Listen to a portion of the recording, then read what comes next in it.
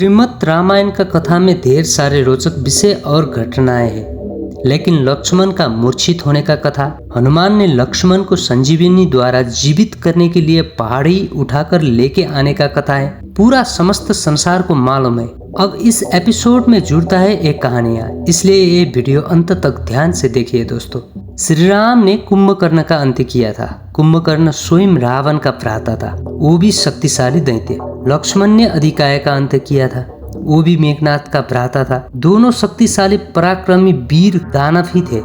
ये घटनाएं का असर रावण और मेघनाथ में इतना ज्यादा गहराई में लेके गया था कि राम का अंत्य का सिवाय कोई चारा ही नहीं था। इसलिए मेघनाथ ने निकुंभला देवी को प्रसन्न करके शक्ति अस्त्र प्राप्त किया था, जो अस्त्र मेघनाथ राम पर वार करने वाला था। इसलिए मेघनाथ रावण का आज्ञा लेकर राम से युद्ध करने के लिए युद्ध का रणभूमि में आ पहुंचा। कोई राक्षस सेना समुद्र मार्ग से आक्रमण करने लगे तो कोई मेघनाथ छल से आक्रमण करने लगा। मेघनाथ सूर्यास्त का पूर्व राम को अंत्य करना चाहता था। दोनों का बीच अपना अपना सेना महायुद्ध करने लगे। मेघनाथ राम को अकेला युद्ध के लिए ललकार रहा था, लेकिन उस छलिया से लड़ने के लिए हनुमान जी पहले राम का आज्ञा लेकर लड़ने के लिए पहुंचे। मेघनाथ इतना शक्तिशाली होकर आया था कि हनुमान जी भी पीछे पड़े। वो बार बार श्री राम जी पर प्रहार कर रहा था। इसी दौरान ये दृश्य देखकर लक्ष्मण तुरंत भैया राम को सहायता हेतु आए। मेघनाथ ने कायरता का पराकाष्ठा को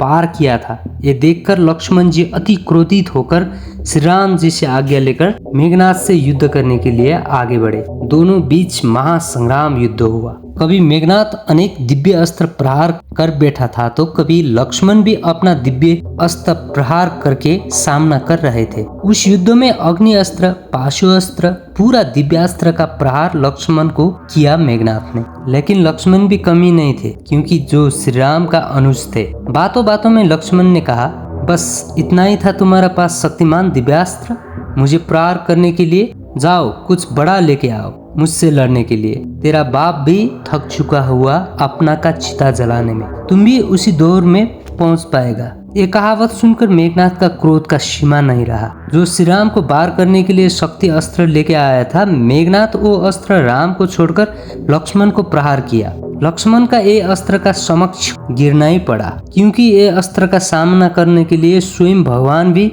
सक्षम नहीं थे। वो अस्त्र का बारे में विभीषण ने राम जी को भी कहा कि अब अनर्थ होगा, क्योंकि ये अस्त्र जिसको लक्ष्य लेकर प्रहार किया है वो लक्ष्य पूर्ण किया बिना शांत नहीं होगा।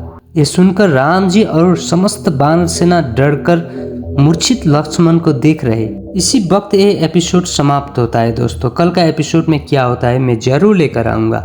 वीडियो पसंद आए तो लाइक सब्सक्राइब जरूर करना। कमेंट में जय श्री राम जय हनुमान अवश्य लिखना। जय श्री राम।